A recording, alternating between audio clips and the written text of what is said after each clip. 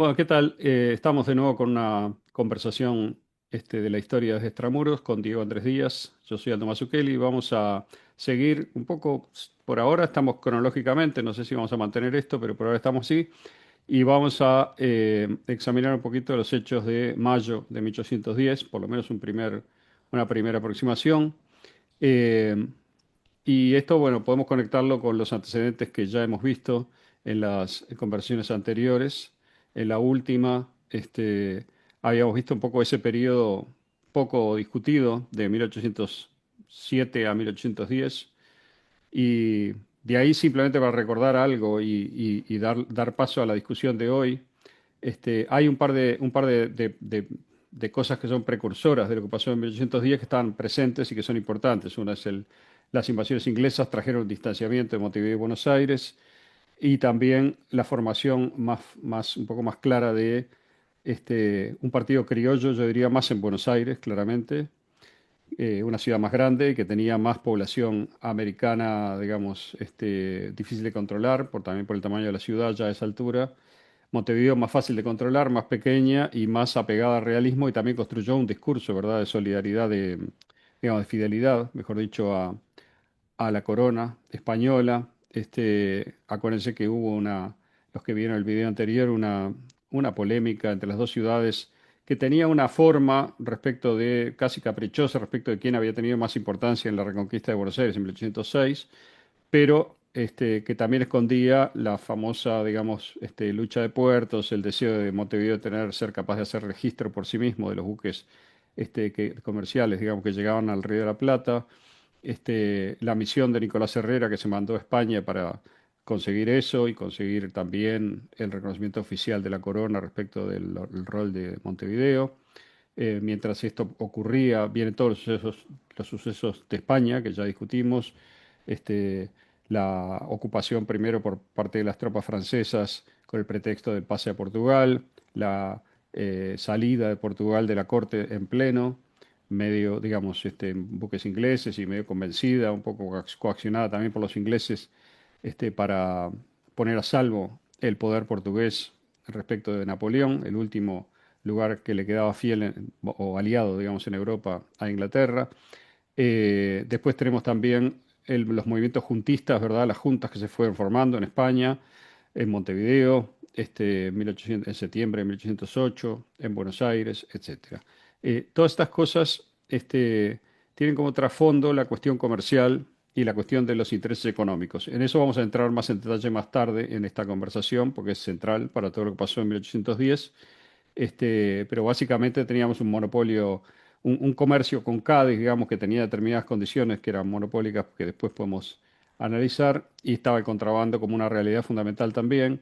A esto se le había sumado, después de la llegada de los ingleses, acuérdense que los ingleses habían venido con una cantidad impresionante de comerciantes que se establecieron sobre todo en Montevideo, y luego dejaron los productos, luego de que fue derrotada militarmente Inglaterra en 1807, los productos que los ingleses habían traído y el comercio que incipientemente habían generado, que era importante y que era novedoso, generó un deseo, digamos, de más de eso, por decir así, de integración del Río de la Plata a ese tipo de apertura comercial y ese tipo de nueva producción, ¿verdad?, industrial que venía de Inglaterra, así como la posibilidad de colocar los productos propios. Todo eso ya estaba a la vista de la gente productora, comerciante y dirigente en el Río de la Plata de los dos lados.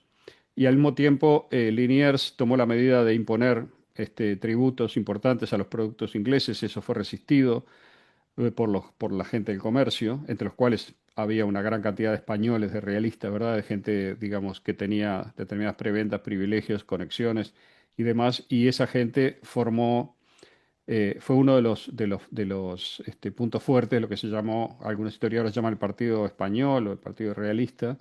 Mientras que el Partido Americano, todo esto lo vamos a revisar mucho, es como una primera aproximación, más predominante en Buenos Aires, como decía, tenía interés en apropiarse de esos resortes, digamos, y de esos recursos, ¿verdad? Y de obtenerlos para ellos y de hacer un cambio también en las reglas de la economía y del comercio, cosa que, como veremos, la Revolución de 1810 hizo, y los resultados fueron espectaculares desde el punto de vista económico, y eso, en cierto modo, explica una parte, digamos, una buena parte, yo diría, de lo que pasó exactamente, particularmente en ese momento. Este, tenemos también, para entrar en un antecedente con un poquito más de detalle, en un antecedente bastante inmediato, la cuestión del carlotismo que lo vimos la vez pasada. Carlota Joaquina, hermana de Fernando VII, hija de Carlos IV, consideró bastante temprano, cuando los sucesos de 1808 todavía ni siquiera se habían desenvuelto completamente, que ella, por ser, digamos, bueno, hija de Carlos IV, hermana de Fernando VII, tenía una especie de derecho natural al trono siempre que Fernando VII no pudiera ejercerlo, y dado que eso se veía venir, ella, en realidad, Sousa Coutinho, que es el ministro de Relaciones Exteriores portugués, ya en marzo de 1808 envía un memorándum exploratorio a Buenos Aires, proponiendo que Carlota Joaquina sea la heredera, digamos, natural, la que ocupe el poder en el caso de que Fernando VII, o que el caso de que Napoleón le diera el poder de España a cualquier personaje ilegítimo, ¿verdad? Como fue el caso con José Bonaparte. Entonces, Buenos Aires rechaza de arranque eso en marzo, pero em, se precipitan las cuestiones de Aranjuez, de Bayona, que ya vimos. Hay que rápidamente, el 6 de junio del 8, la Junta Suprema de Sevilla le declara la guerra a Napoleón. El 26 de junio, este es un día muy importante, aunque nunca se lo menciona, pero es el día que Inglaterra reconoce a esa junta y se declara su aliada contra Napoleón, con lo cual ese día, 26 de junio de 1808, se podría decir que cambió toda, radicalmente, la política inglesa respecto del Río de la Plata también, como posesión española en América, porque hay prioridades ahí de la corona británica, que ya hemos visto y veremos también, que hacen que Lord Strangford, fundamentalmente, que es el embajador británico en Río, que se ocupa de toda esta región, este, tenga una política mucho más ajustada, afinada e incidente, yo diría, en todo lo que va pasando a partir de ahí en toda esta región. Una de las cosas que hace Strangford es impedir el plan de Carlota Joaquina. ¿Cuál es ese plan? Bueno, y quiénes están por él.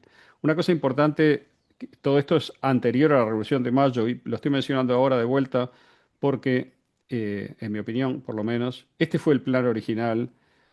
Algunos historiadores posteriormente le quitan entidad, le quitan importancia. Sin embargo, hay documentos que muestran cómo repetidamente el grupo fundamental que hace la Revolución de Mayo tuvo como objetivo primero, en los años 1808 y 1809 sobre todo, dar con ese plan, dar éxito a ese plan de que Carlota Joaquina de Borbón fuese coronada en el Río de la Plata. Hubo diferentes variantes de esto, pero la más clara era que se convirtiese, que renunciase al trono de España y Portugal, puesto que era la esposa del príncipe, ¿verdad?, de Juan VI en Portugal, que renunciase a estos dos poderes y se constituyese en soberana, en reina de una nación, digamos, en el Río de la Plata, que sería el virreinato, el antiguo virreinato, ¿no?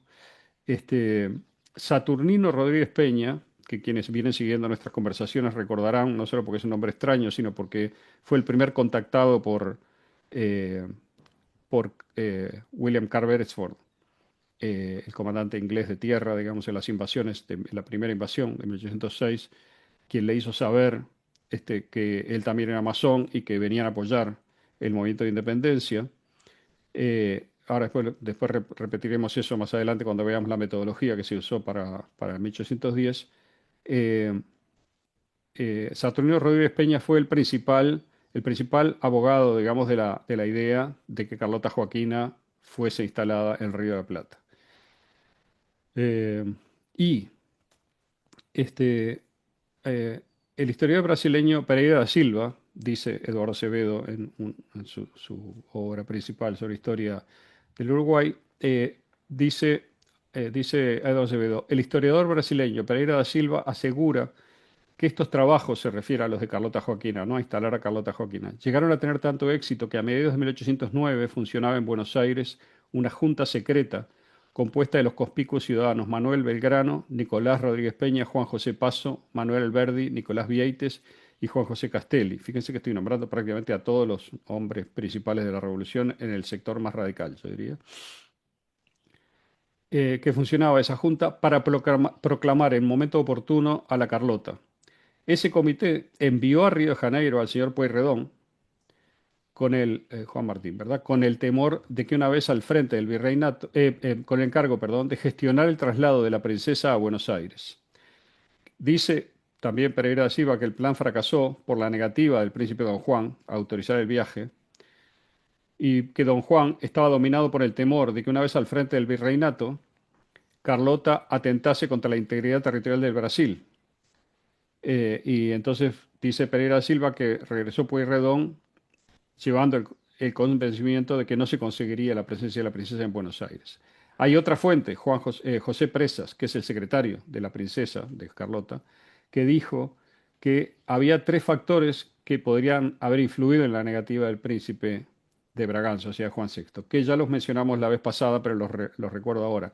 Él dice las intrigas de los que consideraban inevitable la ruina de la corte portuguesa una vez que la princesa adquiriera mando, la influencia de Inglaterra a favor de la independencia de las colonias y el temor del príncipe de que su esposa pudiera organizar ejércitos en Buenos Aires y arrebatarle el trono de Portugal. Entonces, eh, esto lo menciono y lo leí textualmente porque estamos hablando de 1809, después del motín de Álzaga en enero, después de que aparentemente ya en 1808 había sido rechazada la idea tanto en Buenos Aires como en Montevideo de que Carlota Joaquina se hiciese cargo, siguió el plan y se siguió trabajando de una manera muy concreta, como vemos.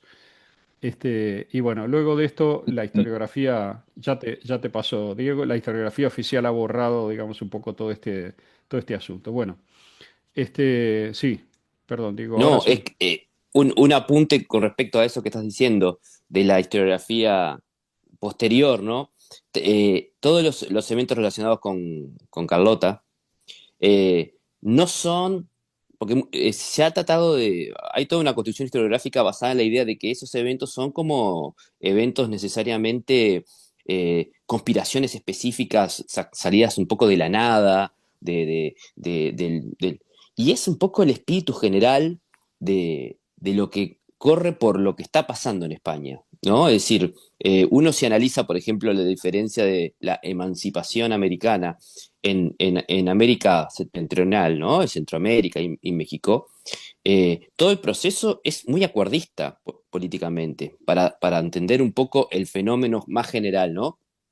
Y en la mayoría de los casos con un apoyo realista militar, los tratados de Córdoba, el plan de Iguala, eh, y en todos aparece la idea de una monarquía constitucional, aunque siempre es efímera esa idea, eh, o una república federal, y siempre está basado un poco en la herencia de la Constitución del 12, es decir, en Cádiz ya se está hablando de la idea de una monarquía constitucional, lo que tiene que ver un poco con las características del liberalismo español, es decir, no son ideas que salen de la nada o que un grupo de conspiradores quieren imponer. Es lo más natural que hay, mucho más que el republicanismo posterior.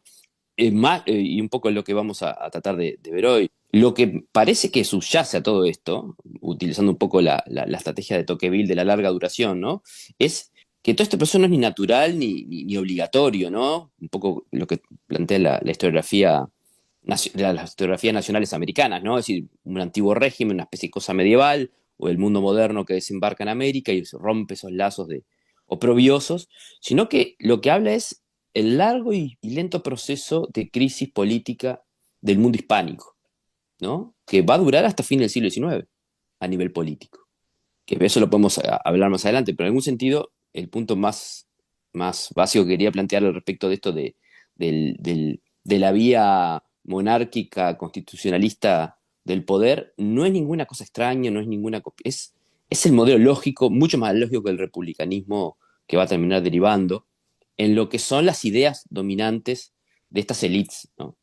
Entonces, eh, por eso un poco cuestionar también esa virada que es lógica del nacionalismo posterior de las repúblicas, de soslayar estos eventos, un poco lo que vos planteabas, o plantearlo como una cosa de idea calenturienta de 5 o 6 actores de- de- que querían promover una figura en América, ¿no? Sí. Yo diría que claramente es importante el apunte que haces porque ya lo hemos dicho todas las veces, prácticamente todos los videos, y es uno de los leitmotiv de lo que estamos haciendo, es ver y distinguir cómo se construye una ideología un poco a posteriori, aunque bastante rápido, te diría. Porque si uno mira los modos en los cuales, por un lado, no tanto, y es muy interesante ver lo que se dijo en la Asamblea de mayo del 10, en el Cabildo Abierto del 22 de mayo, sobre todo, que es cuando se discute verdaderamente, porque después lo que hay son otras cosas, son cuestiones palaciegas, ¿verdad? Pero el 22 de mayo del 10, que también es una cuestión palaciega, porque es una élite que discute en el balcón del Cabildo con un pueblo medio cocinado, digamos, para filtrar a los realistas para afuera y dejar a los que querían sacar al virrey Cisneros, ahora lo veremos. Digo, todo lo que se discute en ese momento no tiene la retórica de la libertad, de la república, no tiene nada de eso. Y hay testigos, digamos, posteriores, Tomás de Anchorena, que estaba ahí en la discusión, o José María, ¿cómo es Rosa, pero no José María Rosa, el historiador más contemporáneo, sino un testigo presencial del momento, que dicen, nosotros, ahí nadie pensaba en república, no existía esa idea, y federación se sabía que no se podía, porque todos odiaban a Buenos Aires, lo dice Anchorena directamente, ¿no? Entonces, en realidad, digamos, el recurso lógico que quedaba, si uno quería organizar un poder nuevo y quitar de las manos de quienes lo detentaban el poder económico, fundamentalmente del Río de la Plata, la única alternativa era traer un gobierno fuerte de afuera, que se instalara y que tuviera continuidad. Por eso fue tan monárquico el mundo, digamos, las ideas políticas del año 10, monarquía constitucional, a la inglesa, con libertad económica, es decir, no estamos hablando de una combinación muy extraña, sino que era la más común, como decía Diego en ese momento también, era perfectamente lógica. Y hay toda una cuestión con el liberalismo español, ¿no? Que vos, Diego, lo puedes explicar mejor Sí. después, que sí, quizá dale ahora nomás, No, así, no, no. ya que estamos en eso, digamos. Claro, no, después si querés lo retomo, pero puedo marcar un punto que me parece importante para mí, por lo menos, que es lo siguiente. Por eso citaba a Tocqueville en el sentido de larga duración. Si hay algo que yo realmente rechazo es la concepción de las grandes rupturas, ¿no? Es decir, las concepciones históricas por las cuales parece que de un día para el otro, por ejemplo, en la Francia de 1789, el pueblo de la nada quiso hacer un cambio radical y que el día sea la noche y la noche sea el día. Eso me parece absolutamente absurdo y es parte de la retórica moderna de los grandes hitos revolucionarios, ¿no? La revolución como ideología del relato histórico. Ujú. Yo creo, por lo menos en lo que me parece como primer punto para plantear en todos estos hechos, es que todo lo que es el proceso de la revolución liberal española, que habría que hablar las características muy específicas del liberalismo español, porque si hay un término que hemos hablado absolutamente inasible es el liberalismo, ¿no? El proceso de revolución liberal española y las independencias hispanoamericanas, a Liberal es un diferencia de lo... término acuñado en España, además, ¿no? Sí, exacto. Eh, y las independencias hispanoamericanas, no, para mí, no deben estudiarse como fenómenos separados, como lo hicieron los historiadores del siglo XIX. Para empezar, ¿no? Constituyen para mí un proceso único que comienza con la irrupción de la modernidad en el antiguo régimen español, que es muy anterior a los eventos. Es decir, España ya estaba en un proceso con los Borbones sobre todo, de Estado moderno, que no cae, no es que destruyen una monarquía medieval o se separan de una monarquía medieval.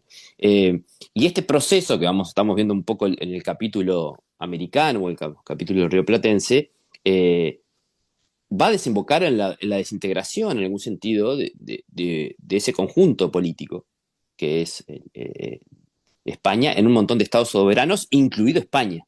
Porque España Exacto, también vive ese proceso. Es decir, exacto. España no es que es la misma España posterior. Es Ujú. decir, y que va a tener una larga duración eh, Pero hasta, fíjate, hasta finales del siglo XIX. mira, para agregarle simplemente un toque un ejemplo, digamos, elocuente para mí. En la intervención de Juan José Castelli, que es importante, en la discusión del Cabildo Abierto del 22 de mayo en Buenos Aires, ahora vamos a hacer toda la cronología, pero simplemente esto. Le contesta a Lue, ¿verdad? Que es un religioso, que interviene, realista, ¿verdad? Interviene en el sentido de frenar el intento de bajar al virrey Cisneros, que era el objeto de la asamblea. Y dice Castelli, aquí no hay conquistados y conquistadores, aquí no hay sino españoles. Los españoles de España han perdido su tierra. Los españoles de América tratan de salvar la suya. Los de España que se entiendan allá como puedan. Los americanos sabemos lo que queremos, lo que podemos y a dónde vamos, aunque el señor obispo no lo sepa ni quiera seguirnos, refiriéndose al UE. Es decir, no sé, es muy claro que acá lo que hay es política interna de España, por decirlo así, ¿verdad? En Exacto. 1810. Que es un poco lo que vos estás diciendo. Hay un proceso larguísimo, larguísimo de siglos, ¿verdad? De evolución, involución, cambio del Imperio Español en todos en sus reinos americanos, sus reinos peninsulares. Y en este momento hay un momento de crisis, de quiebre, intenso, pero no es una solución de continuidad ni una, digamos, ni una cosa caída del cielo. Exacto. Y esto para mí deriva una segunda conclusión que me parece importante, que no existe dicotomía absoluta, real y efectiva. Es un simplismo que no explica nada, salvo la retórica de los estados nacionales, que es una lucha entre absolutismo y liberalismo, libertad, la emancipación. Es decir, esa idea de que España representó el absolutismo las colonias, la libertad y las nuevas ideas, es absolutamente inconsistente con el proceso más de largo plazo, más de larga duración. Claro. eh, Pero la justificación de por qué aparece esa retórica es que apareció muy rápido en la Revolución. No en 1810, yo diría que todavía no tan claramente, por lo menos, quizá incipientemente. Pero cuando llegan San Martín y Alvear, sobre todo, y se instala más la logia que viene de Cádiz, ¿verdad? Y toma el control de Buenos Aires y toma el control del movimiento. Este, el Grito del Sur, por ejemplo, que es un periódico que vendría a ser algo así como la voz oficial de la logia Lautaro, aunque no se decía como tal, habla de la sociedad patriótica, pero llegaba a publicar incluso los discursos, digamos, que se hacían en el café donde se reunían y demás. Si uno examina un poquito el Grito del Sur, que lo estuve mirando, es absolutamente esa retórica de la libertad, de la Revolución Francesa, etcétera, ¿no? O sea, ya aparece esa idea de ruptura total de España como un imperio opresor, oscurantista, etcétera. O sea, claro. ahí ya está sintonizada, ¿no? Ya está sintonizado el discurso que van a usar todos, yo diría después, de una manera o de otra. Incluso Ese en el 11 punto, ya está, ¿no? Sí, exacto, no, una pequeña cosa, ese punto es clave en el sentido de que eh, una tercera característica que señalaría es que es una ruptura política, ¿no? Es decir, es un fenómeno mayormente yo no, las estructuras económicas tienen que ver, pero me parece que el factor central es la mutación política y cultural que se da, ujú, sobre todo en las élites que empujan esto, ¿no? Es decir, y eso que estás describiendo vos es esa idea de la nueva pedagogía política, ¿no? Que exacto. es la prensa revolucionaria, proliferación de impresos, Sí, sí, va a estar la Gaceta también, la Gaceta de Buenos Aires, que va a ser importante antes, ¿no? Incluso. exacto, que Mm. eso daría para hablar mucho en otro plano que tiene que ver con, con lo que es la escuela revolucionaria francesa, ¿no? Y también Lo los que tiene. ingleses, ¿no? Porque si Sí, bien los ingleses se cuidan mucho más en términos de no tener un lenguaje incendiario, que no lo tienen. Si recuerda, los que están viendo esta serie, y bueno, cualquiera puede verlo, porque está disponible online, incluso La Estrella del Sur, es decir, la ideología de la Estrella del Sur, que aparece en Montevideo en 1807, si recuerdan, este, es absolutamente la ideología de España fue un gran imperio, pero está en decadencia, se volvió restrictivo, tiránico, bla, bla. Nosotros venimos a ofrecer otra cosa, libertad, libertad. La libertad inglesa siempre tiene de la mano una libertad económica, ¿verdad? Es como que cuando dicen libertad, sí, nosotros tenemos a pensar en español en un tipo de libertad más abstracta, más ideal, más interna o algo así. Para los anglosajones, en general, libertad quiere decir libertad de comerciar, libertad de tener de propiedad, ¿no? Libertad de y es conservar concreta, y claro, promover la propia propiedad, ¿no? Sí, exacto, es concreta, es decir, la retórica no es revolucionaria la de los ingleses, porque es concreto, es decir, viviste bien en casa de tus padres, pero yo te ofrezco el mundo que viene del futuro, Exacto, claro. ¿no? Pero los franceses es tipo, mata a tus padres. Exacto. ¿No? Es decir, es la vulgata jacobina, ¿no? La vulgata jacobina es un poco la que empieza a aparecer en algunos puntos de esa elite, porque Un es muy poco, efectiva a la hora de presentar el rupturismo radical, ¿no? exacto. Llamémosle. Moreno, por ejemplo, al principio, es uno de los pocos en realidad, porque, bueno, después quizá Nicolás Rodríguez Peña también. Pero hay, digamos, unos cuantos representantes de la... Ahora después vamos a analizar mejor Mayo, ¿verdad? La Junta, quiénes son realmente los que hicieron la revolución, qué intereses tenían, cómo es una reunión extraña de gente bastante distinta, que tienen intereses distintos también, este, y que tienen representaciones del mundo distintas. Pero acá finalmente estamos volviendo al viejo tema de la ideología, ¿verdad? La ideología es el punto de vista particular de un grupo que se viste para ser representado como el punto de vista general. Esa sería una forma sintética para mí de definir a qué me refiero cuando me refiero a ideología política en particular. Y en este caso, porque hay otro tipo de ideologías también, pero en este caso es claro que el discurso eh, que reviste los intereses convergentes de varios grupos, sectores sociales, clases, como quiera llamarse, en Buenos Aires, en 1810 es el discurso de la libertad que reviste intereses que son en realidad convergentes en algunas cosas y divergentes en otras, y eso se va a ver enseguida, ¿no? Porque el rumbo de la revolución obviamente va a a estar en disputa siempre, ¿no? Claro. Bien. Bueno, muy bien. Entonces, cerrando los prolegómenos para llegar ya a los hechos, digamos, de mayo, recordemos que este, eh, los sucesos en España tienen un efecto puesto que Napoleón, que había perdido en primera instancia, José Bonaparte duró muy poquito en su primera, digamos, incursión, se tuvo que escapar de Madrid y las juntas controlaron la situación hasta el año 10. En el año 10 se da, digamos, el ingreso de la Gran Armada, Gran Ejército Napoleónico, un ejército descomunal, digamos, que sí, fue por todo y terminó con la resistencia e impuso ese statu quo nuevo. Y eso, al ver la pérdida de poder de las juntas españolas, fue visto como una ventana de oportunidad, si se quiere, por parte de este grupo, que ahora veremos quiénes eran, que son los que estaban primero, digamos, en el proyecto Carlota Joaquina y luego estuvieron en el proyecto Mayo. Eh, Hay una diferencia con Montevideo, ya que siempre tocamos un poquito los dos lados del río. En Montevideo ese grupo no tenía fuerza, no tenía una fuerza significativa. No hay un partido americano importante en Montevideo en 1810. Eh, lo mismo pasa en otras provincias, ¿verdad? Cuando digo partido americano, en realidad estoy usando un término con el cual no estoy muy cómodo porque todavía no está definido de esa manera tan claramente. Bueno, pero básicamente hay una fuerza más criolla, digamos, y que está más conectada, como veremos, con Inglaterra, está más conectada con las nuevas ideas y sobre todo encuentra en esa necesidad de cambiar este, las reglas de comercio y apropiarse de los resortes de la economía encuentra una motivación suficiente como para ir para adelante con los sucesos. También hay el movimiento, bueno, la junta que se forma en La Paz es reprimida salvajemente por Goyeneche, que había pasado por el Río de la Plata de vuelta de España, estaba en La Paz en esa función. Hay ajusticiados, en fin, es muy sangrienta la represión.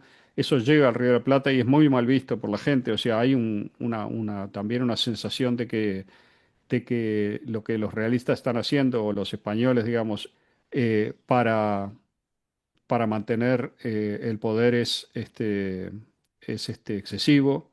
Y, y bueno, y ahí, en el mismo contexto en el cual habíamos visto la discusión entre los realistas en Montevideo y Buenos Aires, o los juntistas, si se quiere, o sea, partidarios de mantener una fidelidad al poder establecido en España contra Napoleón, para decirlo rápido, eh, contra quienes querían aprovechar el momento para hacer este cambio, que yo creo que es fundamentalmente económico y de poder, este, van convergiendo hacia los primeros meses de 1810 y en particular en mayo coagula, o sea, se formaliza la idea de pedirle al virrey Baltasar Hidalgo de Cisneros en Buenos Aires que deje su lugar y se forme un gobierno local, eh, con la idea de la autoridad que tiene el virrey Cisneros ya no es legítima, no está respaldada en España y nosotros lo que queremos, lo que se llama la máscara de Fernando VII, ahora vamos a explicar un poco mejor,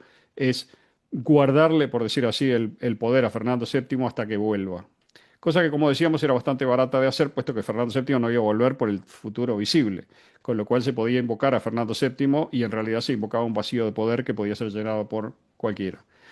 Hay un personaje importante en ese momento, trágico también, Julián de Leiva, que es un abogado extremadamente respetado, que idea al principio, pergeña una solución en la cual la idea sería convocar un cabildo abierto y conseguir un acuerdo entre las partes por el cual el virrey permaneciese junto a una junta, digamos, ¿no? O sea que se hiciese una solución de compromiso. Eh, para esto se convoca, finalmente se convence al virrey de que acepte convocar un cabildo abierto. Ese cabildo abierto se convoca el 22 de mayo de 1810. Voy a contar parcialmente esto porque si no sería Sí, sí. larguísimo, pero más o menos para tener una idea de la mecánica de los hechos, digamos, qué fue lo que pasó en Buenos Aires en ese momento. Este grupo a que me refiero es un grupo organizado en una sociedad secreta, masónica. Hay una discusión sobre esto. Yo soy de la idea, igual que Enrique Gandía, que creo que es el más elocuente y el más fundamentado en esto, que eran todos masones, realmente, no solamente eran sociedades patrióticas que imitaban a la masonería, sino que eran parte de la masonería. Y creo que Gandía hace muy bien también el argumento de no hay que pensar que porque fueran sociedades masónicas iban a estar todas coordinadas, iban a actuar todos de acuerdo. Al contrario, Gandía muestra una cantidad impresionante de ejemplos, casi jocosa, digamos, de cómo los masones en diferentes sociedades siempre estuvieron peleados entre sí en diferentes eventos históricos y hubo divisiones internas muy marcadas en las cuales algunos iban por una solución política y otros por otra, dentro de la misma nación, del mismo territorio y del mismo conflicto. Es decir, no hay, lo que él destruye es esa idea de que hay una especie de coordinación piramidal de los masones, que todos dependían de la Gran Logia de Londres o algo por el estilo. De hecho, la formación de las logias sigue determinadas reglas que permiten que determinado número de personas, no quiero entrar en detalles ahora, forme una logia y tenga relativa independencia respecto de las demás que se van formando. Sabemos, quizá acá, como dado que vamos a contar los hechos, antes, puesto que hay un grupo que va a intervenir en los hechos, quizá convenga antes discutir el rol de las logias, ¿verdad? Porque más en concreto, yo ya lo mencioné en varios videos, pero me parece central. Este, y entonces, ¿qué podemos decir de eso, no? Siempre me gusta ir a la cuestión de Enrique Martínez, la declaración de Enrique Martínez, porque tiene un peso muy grande debido al personaje y debido a su conocimiento directo de aquello que estaba declarando muchos años después en Montevideo, ante una encuesta o pregunta, digamos, que le hace Andrés Lamas. Este, y entonces, ¿cómo es esto, no? Y ya entramos en la cuestión metodológica antes de... Hay, Enrique Martínez, se podría decir que de su declaración podemos extractar dos partes, que son las que nos interesan, porque hay una cosa básica que es hasta 1812 es una cosa, y de 1812 en adelante, cuando llega Alvear y San Martín y los de Isapiola, es otra cosa. Entonces, hasta 1812 tenemos esto que describe Enrique Martínez. ¿Qué dice él? Hay dos cosas, los tiempos previos a las invasiones inglesas y los tiempos entre las invasiones británicas y 1812, ¿verdad? En el tiempo previo, previo a 1806-7, dice Enrique Martínez que había masones desde una época remota, dice, él había masones en el Río de la Plata, que eso había llamado la atención de la Corte de Madrid, que el virrey Sobremonte intentó, digamos, perseguirlos y emitió algunas disposiciones para eso en los años 4 y 5, pero que el secretario del virreinato, Gallegos, era masón y cruzaba todas las medidas de Sobremonte y las hacía ineficaces. Y al final, digamos, el virrey fue ineficaz para hacer nada al respecto. Dice Enrique Martínez, a la sociedad, se refiere a la masonería, pertenecían desde los oidores hasta los últimos empleados, así civiles como militares, además de la parte comercial, o sea, todo el mundo, ¿no? Bueno, el segundo momento es lo que pasa a partir de las invasiones británicas en este respecto, de la conexión entre la masonería local y otras, en particular en este caso la británica, algunas logias británicas, pero no solamente. Dice, en este intermedio, dice Enrique Martínez, vino la invasión de los ingleses y prisionero Beresford se lo trasladó a la Guardia de Luján y allí se hizo conocer por los signos masónicos del señor don Saturnino Rodríguez Peña. O sea, le mostró a Rodríguez Peña que era masón y en sus ratos de sociedad, o sea, conversando, ¿no? Le indicó que su expedición, la de los ingleses, no había tenido otro objeto que promover y proteger la independencia de esta parte de la América española. Saturnino Rodríguez Peña comunicó el pensamiento a Nicolás Rodríguez Peña, su hermano, Hipólito Vieites, a Juan José Castelli, a Donado, a Beruti, a Manuel Belgrano y a algunos otros. Todos estos que nombré son personajes importantes en 1810. Es decir, que hay una 10, claro. conexión directa, ¿verdad?, entre la llegada de las invasiones, la conexión masónica con Inglaterra y el desarrollo de las actividades de estas sociedades ya en Buenos Aires. Dice Enrique Martínez explícitamente, todos estos señores pertenecían a la sociedad masónica, lo dice así, pero tratándose de la independencia de América, formaron una sociedad separando a los españoles. Esto explica, acá tenemos de arranque la división que muchos historiadores van a observar entre españoles y americanos, ¿verdad? En todos los hechos, sobre todo en los años que vimos la vez pasada, 1807, 8, 9, ¿verdad? Lo de Álzaga, toda la cuestión del comercio, quién estaba de cada lado. Bueno, acá un principio, ¿no? Una explicación final, pero sí un principio de división que debe ser atendido. Entonces sigue Enrique Martínez diciendo que esta sociedad, la que se había formado masónica, empezó sus trabajos haciendo fugar a Beresford, pues éste les aseguró que la expedición que debía llegar a Montevideo serviría solo para proteger sus trabajos, es decir, los de los masones. Mas esto no tuvo el resultado que se esperaba. Así fue que derrotados los ingleses y ocupado Montevideo por las tropas españolas, Liniers persiguió a Saturnino y Nicolás Rodríguez Peña sin poder descubrir nada, o sea, no les pasó nada. Acá se ve también, hago la acotación, que la influencia masónica fue mucho más importante en Buenos Aires que en Montevideo, en este caso. Este tipo de influencia, más conectada con Inglaterra, y también conectada y también distinta de la que va a venir luego directamente de España a partir de Cádiz, ¿verdad? Pasando por Londres. O sea, que es la de San Martín, la de Alvear y demás. Esta primera organización, que en realidad son varias, se habla de la Sociedad de los 13, la Sociedad de los 7, la Sociedad de Independencia. Hay varios nombres, no hay claridad final respecto de cuáles terminaron existiendo desde qué año a qué año y quiénes formaron exactamente parte de unos u otros, pero eso es lógico porque no hay documentos y nunca los va a haber. Entonces, bueno, sigue Enrique Martínez y esto es importante para ver cómo se conectan estos señores que se unen a partir de 1806 con los de 1810. Dice Enrique Martínez, la sociedad continuó sus trabajos y adelantaba en ellos cuando estalló el 1 de enero de 1809 la revolución que encabezaba Álzaga con los españoles. De esto ya hemos hablado, no voy a entrar de vuelta, pero recuerdan. Ella, o sea, esa revolución o motín, ¿no? Su objeto ostensible era quitar a Liniers.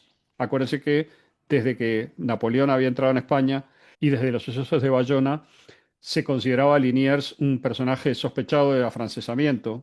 Era francés para empezar, era amigo de los franceses, era amigo del enviado que mandó Napoleón, Sassenet, y era, digamos, visto sobre todo por los españoles, por los realistas en Montevideo, Elío, etcétera, y por Álzaga y demás en Buenos Aires como un tipo a sacar porque era un pro francés. Un pro francés. Exacto. Dale, dale, dale, Un dale, pequeño, dale. no, un pequeño apunte que nos remite a uno de los primeros encuentros.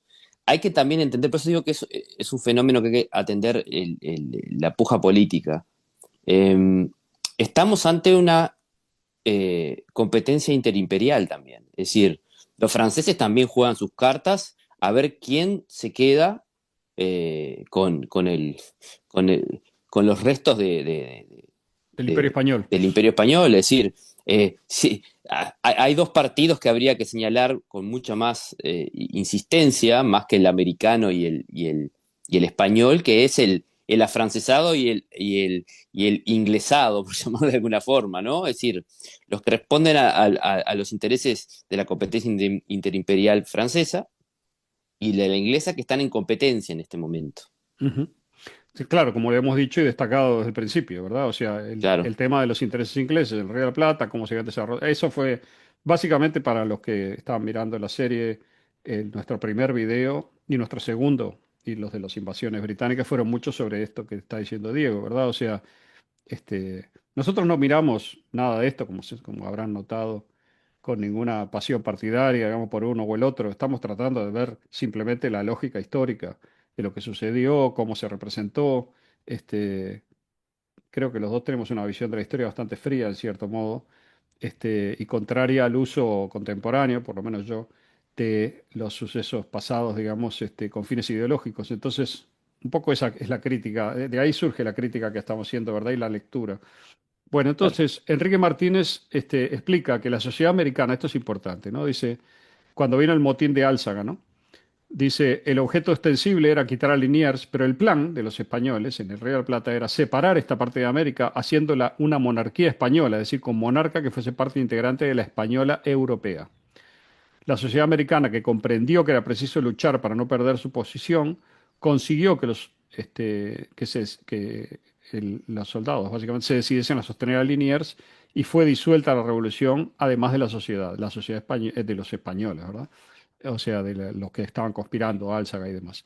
Entonces, la lectura que hace Enrique Martínez, hay que leer entre líneas acá, es que los criollos comprendieron, la sociedad americana, dice él, o sea, los masones americanos, de los que estamos hablando, comprendieron que tácticamente había que mantener a Liniers en este caso, porque era lo que más les convenía, porque lo otro era darle poder a un partido español que estaba muy fuerte en Montevideo y que amenazaba quedarse también con Buenos Aires. Esa es básicamente la lectura que hace Enrique Martínez, que es coincidente con lo que nosotros veníamos diciendo. Entonces, dice Enrique Martínez, desde ese momento, o sea, al extinguir el motín de Álzaga, que fue Saavedra, ¿verdad? Fundamentalmente los patricios, ¿no? Los que lo hicieron, la sociedad americana fue preparando la revolución del año 10, para lo que atrajo a su seno la mayor parte de los jefes que mandaban cuerpo, y todo siguió bajo su dirección hasta el año 12. Hasta ahí voy a leer de Martínez, porque lo demás que viene después es lo de San Martín, es otra historia, es otro momento, ¿no? Pero entonces, este, ¿quiénes eran esos militares que mandaban cuerpo? Bueno, fundamentalmente el más importante es Saavedra, Cornelio Saavedra, Claro. que en muchos sentidos es, y por algo fue el presidente de la Junta, la primera Junta, ¿no? O sea, es el líder militar de todos los sucesos, digamos, porque era el tipo que, desde el punto de vista militar, tenía el mayor ascendente, porque mandaba el regimiento de patricios, que venía muy ilustrado, digamos, de su rol hasta ese momento en la defensa de Buenos Aires y demás. Y hay que pensar, hay que darse cuenta de que Saavedra, por clase, digamos, por educación, por edad, era conservador, era un tipo conservador en comparación a, por ejemplo, a Moreno o a Paz o a Castelli, ¿no? Entonces, Sí, sí. Tiene los este, fierros, por hay, decirlo de forma. exacto. Bueno, Saavedra es providencial, es fundamental en el extinguir el motín de Álzaga, ¿verdad? Sin él no se habría hecho. Y con eso, en frenar el plan, digamos, del lado más español, que estaba Montevideo en Buenos Aires, de poner orden, digamos, en la situación y establecer un tipo de solución que mantuviese al Río de la Plata estrictamente dentro, ¿verdad?, del orden español que se estaba consolidando en la península como resistencia a Napoleón. Esta mirada de Saavedra es más tradicional también en el sentido de ser parte de la cultura hispánica, ¿verdad? O sea, que eso también va a jugar un rol en todos los sucesos que vienen después. Eh, ¿Cuáles eran las sociedades secretas que había? Bueno, se habla de varias, la sociedad de los 13, la sociedad de los 7. La de los 7, en principio, hay cierta certeza de que Manuel Belgrano y Castelli eran los principales, y Nicolás Rodríguez Peña, Hipólito Vieites, Agustín Donado, bueno, ya dije Belgrano y Castelli, Juan Larrea y Antonio Luis Beruti. Todos estos son, obviamente, todos ellos clave en los sucesos de mayo, con diferentes roles. Por ejemplo, Beruti era el patovica, igual que French, ¿no? Domingo French eran, digamos, un poco los chisperos, le llamaban los líderes de el grupo de choque. aquellos que claro. cuando había que armar lío en una manifestación o ir, digamos, al frente, tenían los medios y eran los líderes. Y ya los vamos a ver actuando, ¿verdad? El 25 de mayo son ellos los que dirigen la asonada, digamos, contra el Cabildo, que termina con la negociación y, bueno, con la... Este, Y incluso hay una referencia de que hay una reunión histórica en la casa de Rodríguez Peña el 21, exacto, exacto. Esa ¿no? Donde se reunión, juntan y se organizan de forma conspirativa en el sentido sí, sí, estricto, ahí va, histórico del término. a eso iba, porque el Claro, segundo, la otra mención es la casa de Rodríguez Peña, que se refiere a la casa de Nicolás Rodríguez Peña, en Buenos Aires, y otro lugar fundamental es la jabonería de Vieite, una fábrica de jabón, en donde, bueno, lo que se dice es que la entrada y salida era más fácil, porque nadie sospechaba de gente que entraba y salía de una empresa grande, digamos, no era como entrar a una casa particular, y ahí, en esos dos lugares es donde se definieron la estrategia de agitación política, digamos, se coordinó un poco la cosa y claro, el 21 de mayo, el día antes del Cabildo Abierto, se organizó cómo se iba a manejar la plaza, que fue fundamental, quién iba a entrar y quién no. De hecho, hay bastantes testimonios de cómo estos Berguti, French, etcétera, armaron un poco el dejar entrar o no a la plaza y garantizaron que si bien algunos realistas muy importantes no había manera de no dejarlos entrar, al populacho, digamos, solo se lo dejaba entrar si era adepto a que caiga Cisneros, ¿no? Que era la consigna claro. abajo Cisneros, ¿no? Bueno, así que French y Beruti eran el brazo armado, ¿no? Los líderes, la Legión Infernal le llaman otros, los chisperos, etcétera, ¿no? Bueno, muy bien. Entonces, también está la discusión histórica, salgo de esto porque no es muy importante, pero si existió o no una llamada logia de independencia, que sería la de Saavedra, teóricamente. Se sabe que Saavedra era masón, que estaba integrado y que operaba coordinado, por supuesto, con todos estos, pero no era parte del grupo por edad, por rango, por profesión, no era parte del grupo de estos más abogados, algunos comerciantes y demás que participaron más directamente en la organización más conspirativa del asunto, ¿no? Bueno, Julián Álvarez, otro personaje importante, que después va a ser importante en la logia Lautaro, pero que también ya estaba operando ahí, a veces hacía conexión entre diferentes grupos. Bueno, muy bien. Entonces, ahora sí, ahora que está explicado, digamos, qué fue lo que, más o muy rápidamente, fue la metodología, es decir, cómo se coordinó esto, cómo viene de la época de las invasiones británicas, cómo primero el proyecto fue Carlota Joaquina. Bueno, llegamos al 22 de mayo. Julián de Leiva, decía yo, organiza del lado del virrey, ¿verdad? Cisneros, esta solución de compromiso que se esperaba que se aprobase en el Cabildo Abierto. El grupo, Paso, Castelli, Moreno, etcétera, van al Cabildo Abierto con otra idea, tratando de imponer o de empujar hacia una salida de Cisneros directamente. Muy bien. Primero habla Leiva, no voy a contar toda la asamblea, pero la asamblea ocurre en el balcón del Cabildo, que estaba cerrado, un poco creo con telas y eso, porque estábamos en mayo, parece un día frío y medio lluvioso.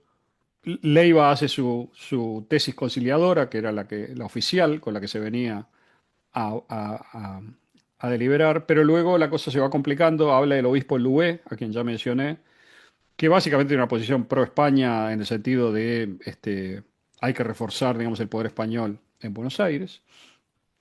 Eh, Castelli es el primero de los criollos que le contesta, Juan José Castelli, ahora después veremos quién es, un abogado, que usa la figura del heredero legítimo. Dice, bueno, nosotros somos herederos legítimos, ¿verdad?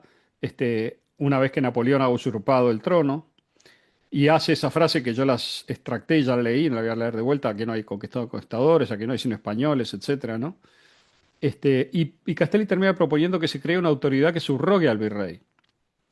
Y que mientras España esté libre de Napoleón, dependa de la metrópoli, pero que si cae bajo Napoleón, esa autoridad tiene que ser independiente, ¿verdad? O sea, pone el eje en generar una autoridad local con una dependencia relativa de España, y eso no cayó del todo bien incluso entre sus partidarios, porque era como mostrar las cartas muy rápidamente, ¿no? Entonces quedó todo medio indeciso. Habló Agustín José Escalada, creo que sería el suegro de San Martín luego, y habla de votar en contra de la propuesta de Castelli, y ahí los que estaban agitando abajo organizan a la gente y empiezan a gritar abajo Cisneros, abajo Cisneros. Este, la asamblea está indecisa. Está Pascual Ruiz Huidobro, se acuerdan que había sido virrey, perdón, gobernador, y que había vuelto de España con el título de virrey dado por la Junta de Galicia y que creía que le iban a nombrar a él en lugar de a Cisneros. Eso no era, no estaba en la idea de nadie, pero bueno, Ruiz Huidobro interviene, trata de llevar un poco la cosa para su lado. Vuelve a intervenir Escalada, este, y dice que hay que ejercer el poder en nombre de Fernando VII, sea cual sea la solución. Y para eso estaba la gente, esa idea era mayoritaria y de hecho va a ser una de las que se va a imponer. Y ahí hay una intervención importante que es la de Villota, Manuel Villota, que es un fiscal, yo ya lo mencioné cuando hablamos de la discusión sobre el registro, por ser Montevideo, etcétera, qué pasaba con la mercadería inglesa. Era un tipo, digamos, partidario de, o sea, muy realista, pero también muy respetado y muy buen argumentador, un regalista ideológicamente. Y lo que propuso fue que se esperase que llegaran delegados de todo el virreinato. Esto lo menciono porque es clave, porque este fue uno de los puntos en discusión, de hecho uno de los que decidió la Asamblea, porque digamos, los americanistas, si quieres llamarle así, percibían esto como un deseo de los realistas de ganar tiempo, de tirar la pelota para adelante, de demorar el asunto y también de quitarle centralidad a Buenos Aires. Y de hecho, yo creo que de una manera, no sé si del todo consciente, y pienso que un poco consciente sí, ya acá vemos que el centralismo porteño es lo que se impone. Es verdaderamente la fuerza atrás de todo esto.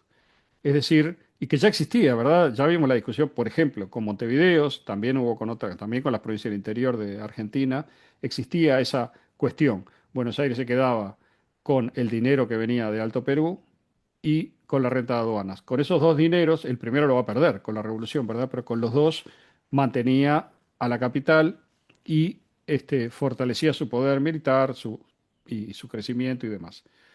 Y las otras ciudades, algunas de las otras, aspiraban a más y se oponían. Entonces, cuando Villota propone, esperemos a que vengan los delegados de todos lados, los que estaban de la otra posición decían, no, pero no podemos esperar, porque si esperamos, en Montevideo nos van a votar uno en contra, en Córdoba uno en contra, en Alto Perú, o sea, en Chuquisaca en contra, en La Paz en contra, en todos lados, en Asunción también. No tenemos fuerza política fuera de Buenos Aires, por lo tanto no podemos depender de la llegada de estos delegados. Tenemos que primero nosotros imponer el poder acá y luego movernos. Y eso fue efectivamente lo que pasó y la intervención decisiva fue la de Juan José Paso, que dice Vicente Fidel López que era un hombre pequeñísimo de formas, ¿no? Muy chiquito. Y básicamente su mensaje fue, hay derecho a levantarse sin esperar a los demás. Buenos Aires es la hermana mayor, tiene derecho a liderar. Luego convocamos a todos y nos ponemos de acuerdo, pero esto es urgente. Bueno, y eso Es- básicamente decidió la Asamblea, ¿no? Sí, no, no, es que ahí hay una factura de larga duración, ¿no? Porque si uno analiza el tipo de construcción política del Imperio Español, se caracteriza por la construcción política a partir de la vida urbana, ¿no? Es exacto, decir, claro. la base del dominio y el control, siguiendo las tradiciones mediterráneas en algún sentido, y de la reconquista también, porque hasta ese punto hay que irse. eh, los puntos centrales del proceso de predominio político en un territorio es la ciudad, ¿no? Lo pongo en contraste con las características de, por ejemplo, el modelo anglosajón, donde es una sociedad predominantemente rural y dispersa, ¿no? Había ciudades importantes como Filadelfia. Ujú. La población en general tendió a dispersarse y la idea de que la ciudad es el centro político eh, eh, está mucho más disipado que en el caso español, donde Buenos Aires también tiene esa tradición de decir, el poder está acá porque nosotros somos la ciudad puerto. Es brutal, claro. eh, y, Sí, sí, hay un tema centralista ahí de raigambre, digamos, urbano, que viene de lejos en España, ¿no? Y que exacto. yo creo que juega un rol decisivo, sobre todo en Buenos Aires, que tiene esa tradición, por ser la ciudad más grande, también la tiene muy arraigada, y que esa tradición, que además era funcional a lo que vamos a ver que eran los objetivos económicos de la revolución, se impone, ¿no? Y toca una Exacto. fibra, ¿no? Porque la gente también tiene una especie de patriotismo de Buenos Aires, ¿verdad? Muy fuerte. Y ese patriotismo de Buenos Aires también es lo que luego se va a traducir como el patriotismo americano, pero eso es muy posterior. En ese momento es Buenos Aires, ¿verdad? El centro del asunto. Y bueno, ahí termina la asamblea, porque en principio se llega a un acuerdo, pero el problema es que no se termina de firmar, porque era muy engorroso de firmar todo el mundo, era muy tarde, etcétera. Se van y quedan pasar al día siguiente a firmar. Bueno, en realidad el punto es que eso fue el 22 de mayo. El día 23, a primera hora, se junta un grupo pequeño y cambia o trata de modificar un poco la resolución de la Asamblea. ¿Qué es lo que resuelven? Primero que cese el virrey, que aparentemente era lo que todo el mundo quería, pero al mismo tiempo que no cese, porque lo ponen como vocal en una junta que se va a formar. Es decir, el virrey cesa, el cabildo lo sustituye hasta que se conozca la opinión de las provincias, pero el doctor Leiva, Julián Leiva, que era el personero, digamos, del virrey, tenía que tener voto activo y decisivo en todas las deliberaciones y además formar, como digo, una junta con el virrey de vocal. Sí. Entonces, esta solución extravagante, digamos, fue y se la presentaron, fue Tomás Anchorena y Manuel José Ocampo a la casa del virrey, digamos, a presentársela. El virrey aceptó, porque de alguna manera salvaba la cara. Y bueno, y el día 23 se mandó a imprimir un bando explicando todo esto, que demoró en imprimirse todo ese día. Con lo cual, el día 23 se corrió el rumor en todo Buenos Aires, se supo lo que se había decidido, que había tergiversado un poco, según manejaron también, digamos, los miembros, los que iban a a crear la primera junta, es decir, el grupo revolucionario, por llamarle así, este, manejaron de que esto era inaceptable y empezó a haber mucho movimiento militar, ¿no? Esto es Claro, clave. fraude, ¿no? Lo que Sí, me imagino, fraude. Esto es un fraude, ¿sabes? sí, sí. Moreno, Castelli, Ahí va, Belgrano. esa manija y sobre todo, pero lo hicieron también de una manera bastante eficaz en el sentido de que fueron a manejar los cuarteles, ¿no? Porque acá los milicos fueron fundamentales en la Revolución de Mayo, por atrás de todo, ¿no? Es decir, es más, en esa reunión del 23 se resolvió también amnistiar a los que el 22 habían votado por deponer al virrey, como si hubieran cometido un delito, ¿no? Que hubiera merecido Claro, perdón, cosa que era, bueno, todo eso claro. se volvía inaceptable, ¿no? Se habló de formar un congreso de todas las provincias, ¿no? Que decía es la forma de gobierno, es decir, la tiraban para adelante, y que se juraba fidelidad a Fernando VII, ¿no?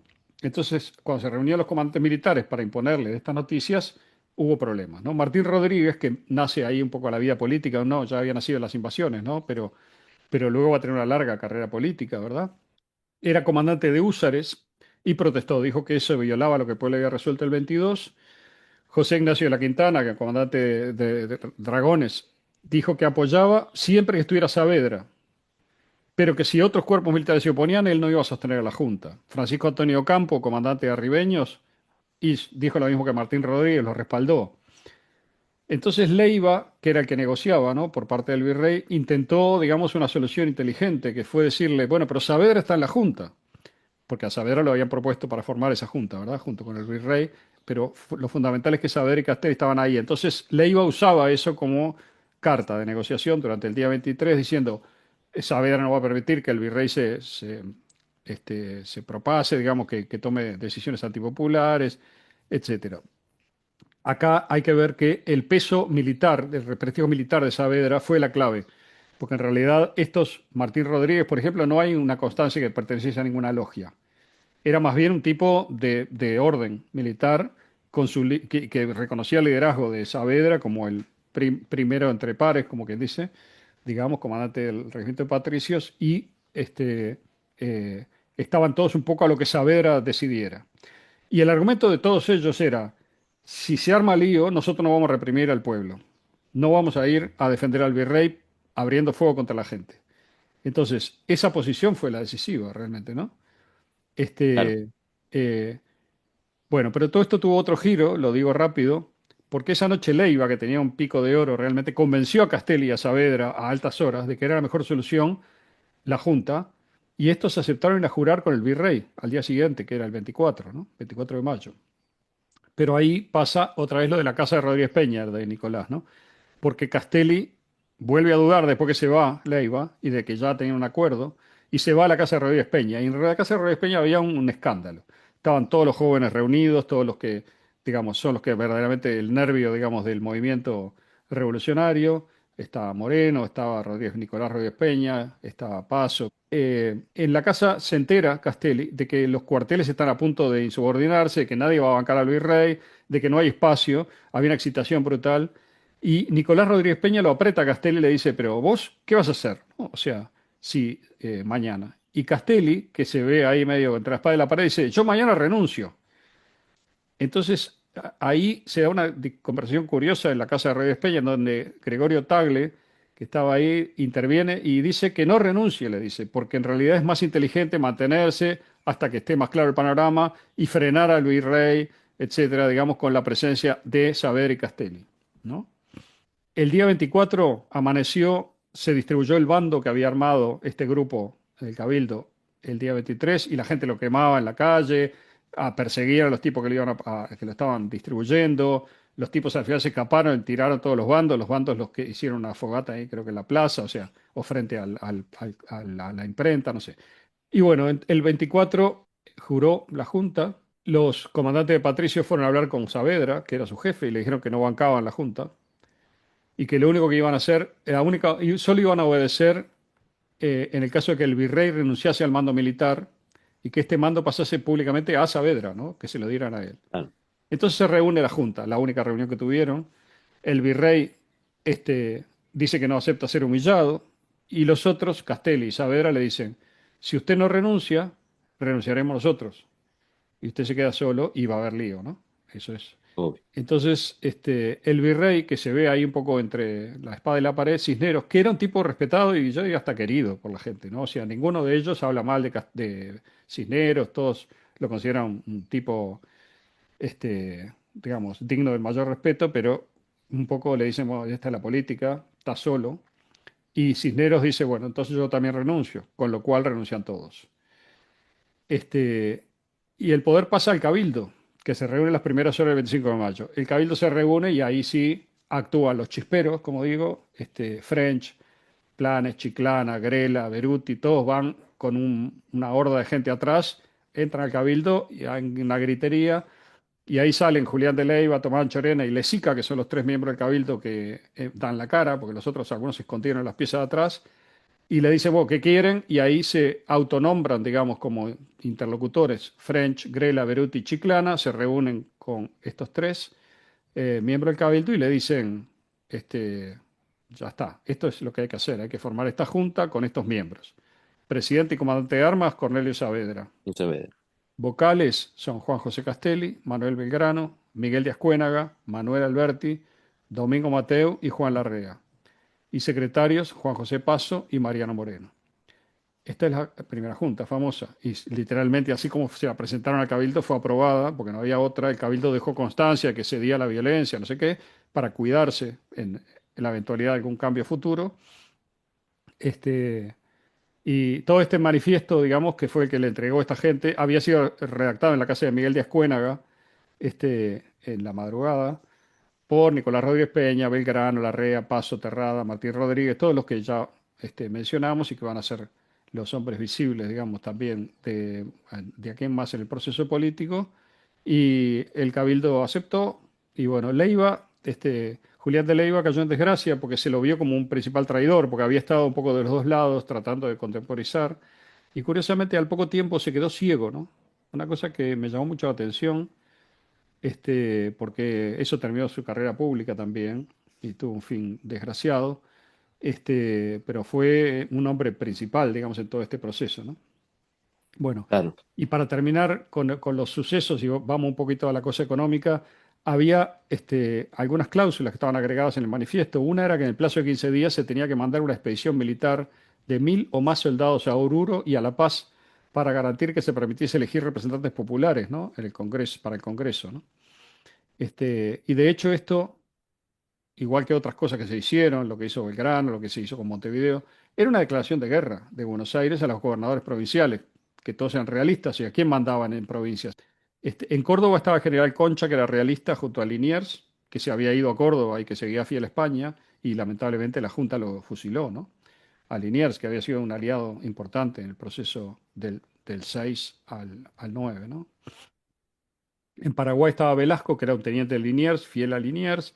en Potosí Sanz, en Charcas Nieto, en La Paz y en Cusco Goyeneche, todos ellos cercanos o partidarios del realista, digamos, españoles y contrarios al movimiento de Buenos Aires.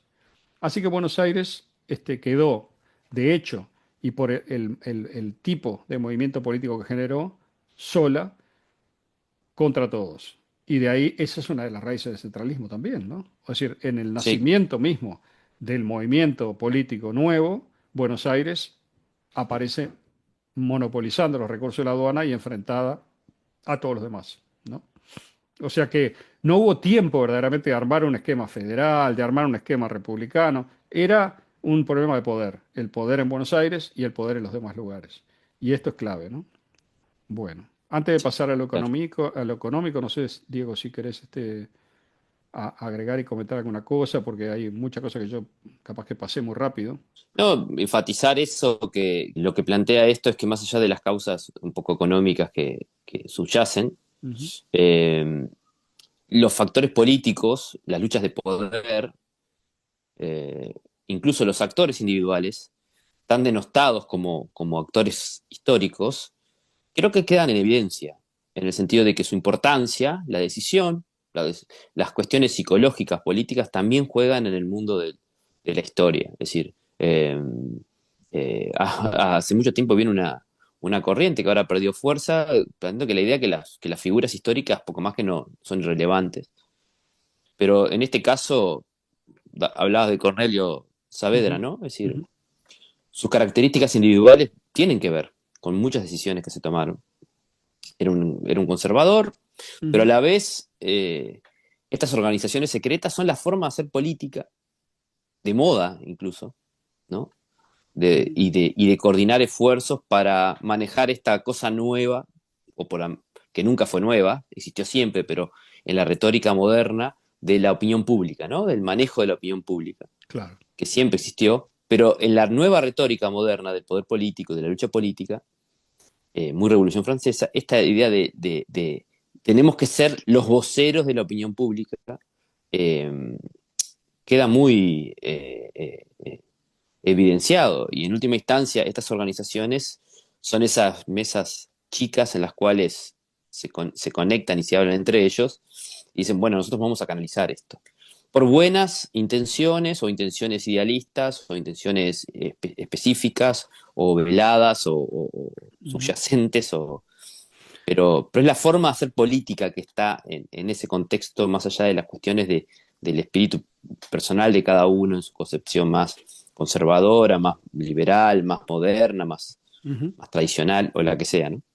Y acá yo creo que es un gran ejemplo. Acá tengo, le estoy mostrando un cuadro que armé, en donde aparecen los nueve, creo que son nueve, ¿no? Miembros de la primera junta. Y bueno, cuál era el rol de la junta, cuál era el origen de su fortuna, o sea, en qué rubro estaban, digamos, quiénes eran, cuál era su posición económica relativa, de muy alta, media, ¿verdad? Y cuál era su interés principal en función de estas cosas, simplificando un poco, pero también intentando hacer un esquema que muestre un poco cómo, y esto es lo que me importa, en un suceso histórico como este, convergen, no porque haya habido una coordinación particular, sino porque convergían objetivamente intereses que en otros contextos habrían sido opuestos, y sin embargo en ese caso estaban juntos, ¿verdad? Entonces, vamos a ver, por ejemplo, por analizar por bloques, ¿no? Es decir, tenemos un bloque de, vamos a llamarle los asentados y el orden, por decir así, que son Saavedra y Miguel de Ascuénaga, ¿no? Este, Ascuénaga, para empezar por él, era probablemente el hombre con mayor patrimonio personal de toda la Junta, ¿no? Era el dueño de la Quinta de Olivos, lo que ahora es la Quinta de Olivos, donde la casa presidencial, ¿no? En Buenos Aires. Entonces, un poco es garantía de que la revolución no iba a tocar el poder de la propiedad patricia, digamos, la propiedad privada, ¿no? Era algo así como un representante, digamos, de lo más alto en términos económicos en la propia Junta. Y Cornelio Saavedra, que no era un revolucionario por naturaleza, pero era un hacendado importante y militar, ¿no? Y un poco, como vamos a ver después al ver el resultado económico, también la revolución le reporta grandes beneficios en la medida en que puede dar salida a toda la producción de una manera que antes estaba trabada, ¿verdad? Por todos los mecanismos en vigencia y Saavedra tiene esa cosa doble, ¿verdad? Tiene una actitud, como decía Diego, conservadora en el sentido de atender un poco a que no se desborde la plebe, ¿no? Que no saca el populacho demasiado, pero está trabajando para cambiar un poco esas condiciones en las cuales su propia visión del mundo le indicaba que iba a tener mejores condiciones para funcionar, ¿no? Esos serían, digamos, como dije, los medios, los asentados, la gente más alta, ¿no? El grupo de clase más alta en materia económica. Después el bloque de los comerciantes españoles disidentes, le podríamos llamar, que son Domingo Mateu y Juan Larrea, ¿no? Juan Larrea era un naviero y Mateu era un gran comerciante mayorista, los dos eran comerciantes mayoristas, y el monopolio español los estaba asfixiando con regulaciones e impuestos, ¿no? Que beneficiaban finalmente a Cádiz y no a Buenos Aires, ¿no? O sea que tenía interés en el libre comercio, acá es muy claro esto, y en comerciar directamente con Gran Bretaña. Acá es un ejemplo de lo que dijimos varias veces de lo que pasó cuando las invasiones británicas llegaron al Río de la Plata y se abren los mercados, ¿verdad? O sea, acá hay un aprendizaje que es asumido y potenciado en mayo, ¿no? Después tenemos otro bloque que son, podríamos decir, intelectuales jacobinos, por llamarlo así, ¿no? O sea, está Moreno, Castelli, y podríamos poner a Belgrano ahí, aunque yo creo que Belgrano no entra tanto dentro del perfil. Claramente Moreno es el más fuerte de esto. Manuel Belgrano era más bien un fisiócrata, ¿no? O sea, creía en una teoría económica más de la producción, de la tierra trabajada y la industria, ¿no? Como fuente de la riqueza contra el comercio especulativo directamente, ¿no? Este, y era hijo de una de las mayores fortunas de Buenos Aires, ¿no? De Domenico Belgrano, su padre. Pero yo lo pondría a él en un subgrupo y en el otro subgrupo, porque son más parecidos, Mariano Moreno y Castelli, que también son abogados, pero que son abogados brillantes que representan un poco a la burguesía intelectual, ¿no? Que no tenía altos cargos por ser criollos. Entonces acá hay un deseo de ascenso social que está presente y hay un menor compromiso con el modo como funciona el mundo realmente, con la economía real y demás. Por eso tienen ese discurso también un poco zafado, un poco de máxima, digamos, y era un poco peligroso para el grupo de Saavedra, ¿verdad? Y Ascuénaga. O sea, no eran gente digamos, que fuera controlable para ellos, con lo cual juegan otro rol, que es un rol mucho más de agitación y de teoría, y bueno, Moreno se va a malograr enseguida, va a morir pronto, y Castelli juega un rol importante en impulsar la posición más radical durante los sucesos del 10, ¿no? Claro. Sí, Son los que vale, están más desconectados con el mundo después de los grandes discursos, ¿no? En ese es el plano más claro, ¿no? Es decir, la viabilidad económica de la sociedad en la cual quieren reformar, en el mundo verdadero de las relaciones comerciales, que un poco el otro, por eso es hasta poco, es hasta injusto hablar de conservador o no claro, conservador. claro, Es gente que decir, bueno, hay un patrimonio, es como una relación, hay hasta, es hasta como una relación generacional, ¿no? Es decir, claro, está la gente que tiene una larga trayectoria, un patrimonio que proteger, y la exacto. gente que no tiene nada que Y perder, yo, y en yo algún siempre, sentido. siempre acentúo que esa gente es la que sabe mejor cómo funciona la economía real, ¿no? Generalmente. Obviamente. Tal cual, es eso, es decir, Este, tiene un patrimonio que perder porque tiene un patrimonio acumulado que supone un conocimiento, un saber hacer del exacto, ámbito real de la economía. El otro exacto, es un lector de proclamas exacto. idealizadas del mundo que no existe. Y bueno, y después hay dos miembros más para completar los nueve, que yo creo que son, bueno, Juan José Paso, que es otro abogado, ¿verdad? Que se encargaba un poco de bienes raíces, tenía un poco relación con ese negocio, clase media alta, y es un tipo más pragmático que busca una cierta estabilidad jurídica, o sea, sus intervenciones tienen más ese lado. Y el otro, el último es Manuel Alberti, que es un religioso, ¿no? O sea que es la presencia de la iglesia y de los beneficios eclesiásticos, etcétera, digamos, en la Junta, ¿no? Una fuerza social que era imposible eludir, ¿no? Eh, bueno, entonces, fíjense que con esto tenemos un poco, eh, y llego acá a lo de la máscara de Fernando VII, famosa, ¿no? Que hay una polémica, se dice, ah, no, pero en realidad la Junta fingía fidelidad a Fernando VII, porque como dije muchas veces, no le costaba nada, pero en realidad, digamos, lo que buscaban era la independencia total. Bueno, puede ser, pero por otro lado tampoco podían proclamar la independencia total. ¿Por qué? Porque era una necesidad económica no generar un conflicto de tal dimensión que impidiese O sea, que bloquea hacia Buenos Aires. Esa es la base. Es decir, los comerciantes, por ejemplo, Mateu, Larrea, ¿no? Pensaban que los barcos ingleses pudieran entrar al puerto sin que fuera un acto de guerra internacional, sin que fuera, digamos, una alianza entre Inglaterra y un enemigo de España cuando España era aliada de Inglaterra en ese momento. Esto es clave. O sea, no se podían alienar, digamos, a ninguno de los dos. Con lo cual lo que hay es una representación del asunto que permita que el libre comercio prospere y se dé, ¿no? Luego, Y no hay que olvidar, Aldo, sí, y diga, ese me parece que es un punto importante, que entre el 8 y el 10, en pleno conflicto, eh, hay un colapso comercial claro. debido a la guerra en España y el bloqueo francés, Sí, ¿no? exacto. Sí, sí, que Y hay una interrupción, acentúa todavía más el efecto del resultado económico de la revolución, que es brutal, exacto, ¿no? porque la economía porteña no depende de España, depende del Atlántico, por llamarle de alguna forma, eh, y, y en última instancia, el grupo que tenía los viejos privilegios de la relación directa con la metrópoli es el que va a ir perdiendo mordida económica, porque básicamente todo la debacle política Ujú. del mercantilismo ayornado español se viene abajo. Aparte, hay que acordarse que había una crisis fiscal del virreinato del Río de la Plata por la caída de la Claro, recaudación, claro, el gasto militar por la defensa de la frontera. Hay una caja que también, eh, eh, ¿por qué pujar? Porque en algún sentido todo este grupo de asentados y también de comerciantes, que describiste muy bien, supone gente que en algún sentido no sé si tiene tanto para ganar volviendo a atar a los viejos lazos económicos claro, con la metrópoli. claro. Fíjate que solamente para poner un número, me fijo en Tulio Alperindongui, que es un historiador que le tengo mucho respeto, me parece interesante, y tiene una obra que se llama Guerra y Finanzas en los orígenes del Estado argentino, en donde están los números de la aduana, ¿no?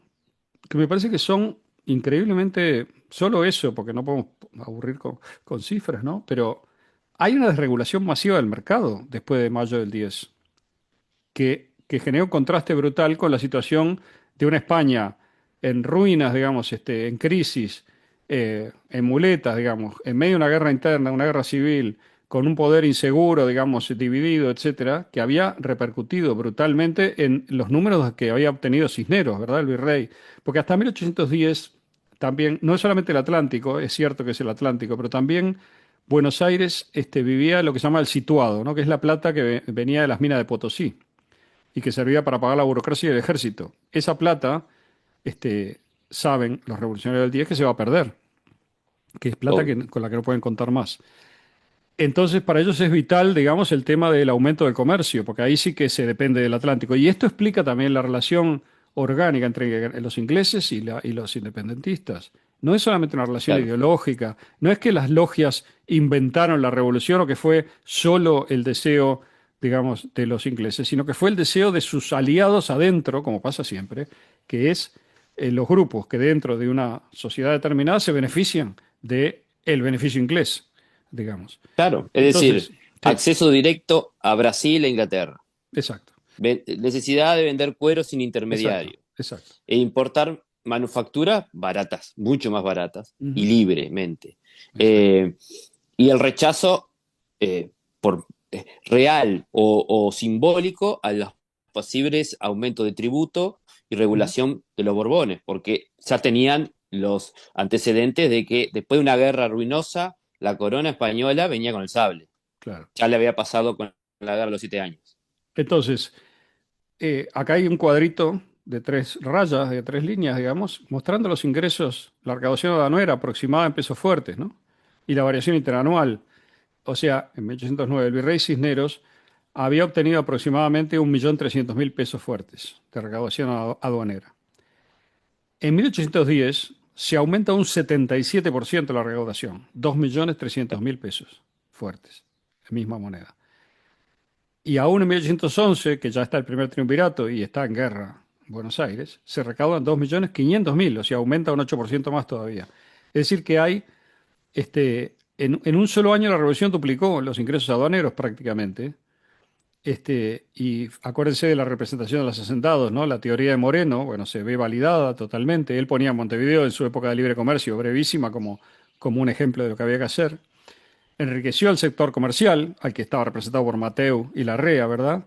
Este, eh, y, y bueno, ¿de dónde salió el dinero, no? O sea, son básicamente tres cosas. Por un lado, el boom importador británico, ¿no? Porque al eliminarse las trabas burocráticas de Cádiz, el puerto se llenó de productos manufacturados ingleses. Lo mismo que vimos en 1807 en chiquito, lo vemos en grande a partir del 10. Textiles, herramientas, loza, armas, aperos, o sea, ya trabajados en Londres. O sea, la Junta cobraba impuestos sobre estas importaciones y aunque los precios bajaron para el consumidor, el volumen era tan alto que se recaudó muchísimo. Eso es un factor. El segundo, lo que decía Diego, la salida de cueros, ¿no? Y acá tenemos al sector de Saavedra y de Ascuénaga beneficiándose de Mayo. No solo los comerciantes, mayoristas y los grandes se beneficiaron, sino también los industriales y exportadores, los ganaderos, ¿no? Saavedra y Ascuénaga, que son hacendados los dos, vaciaron las barracas, digamos, ¿no? O sea, toneladas de cueros acumulados que tenían, no tenían salida legal, generaron divisas y derecho de exportación. Y tercero, el cambio de la matriz fiscal, ¿no? Porque antes de 1810 Buenos Aires vivía el situado, como digo, este, y después de 1810, ese flujo de plata se cortó a cero y como consecuencia la aduana se convirtió en el pulmón del Estado, ¿no? Este, si la aduana recaudaba, la revolución podía morir de inanición, ¿no? En unos meses, ¿no? Entonces, Tal cual. hay un último tema que es que el dinero entraba muy rápido. Fue una época de brutal recaudación, pero también se gastaba muy rápido porque Buenos Aires se cargó con la guerra, ¿no? En el momento en el cual se plantó, empezó a tener que generar un ejército para bancar la revolución y bancar ese régimen nuevo, digamos, que había inventado, ¿no? Que había generado. O sea que en 1810 y 11 los gastos militares eran el 60 al 70% del presupuesto total. Y entonces eso generó un aumento de la dependencia de Buenos Aires porque Buenos Aires necesitaba el consumo de productos importados para recaudar impuestos para financiar la guerra. Y esto generó un efecto, hemos visto al principio que había una industria incipiente, sobre todo en el litoral norte, hasta Córdoba, etcétera, digamos, de productos locales, y esto fue destruido por esta lógica que se instaló, porque la lógica de digamos, la renta de comercio como fuente única de funcionamiento convirtió a Buenos Aires en una voraz, digamos, espiral comercial en donde los productos locales no podían competir en calidad, en cantidad y en precio con los productos británicos, con lo cual la incipiente industria local quedó medio este, eh, mal herida, ¿no? Bueno, o sea Sí, que sí, sí. sí, adelante. Eh, vos sabés que em, sobre la tesis, yo creo que me parece que eh, eh, es tiene un factor de desintegración en algunos lugares, Ujú, pero en otros, yo creo que estamos hablando de una economía rural preindustrial que tenía que hacer todo un proceso mucho, mucho más largo y mucho más complejo para verdaderamente representar una industria al estilo que estaba despuntando, sobre todo en Europa y especialmente en Inglaterra. Eh, eh, Porque en general muchas de estas actividades no necesariamente iban a derivar a un proceso industrial propio. Yo quiero, en ese sentido, plantear esta que es mi posición, que es, yo en general trato de separar lo que es una consecuencia lógica y real y objetiva, que fue el impacto en todas estas manufacturas del litoral que afectaron en algún sentido su actividad por una competencia mucho más barata y de lo que después va a ser el discurso historiográfico nacionalista que ujú. plantea poco más que fue un industricidio, que me parece que es falso. Yo personalmente considero que es falso, porque es la idea de que el único camino de desarrollo, para mí una equivocada concepción de lo que es los bienes económicos valiosos, que no son solo los industriales, y un industrialismo como retórico muy poderoso, Es decir, la industria no es solo fierros, es cabeza, son procesos culturales mucho más complejos que tener unos fierros sacando productos. No creo que haya sido un industricidio en ningún sentido.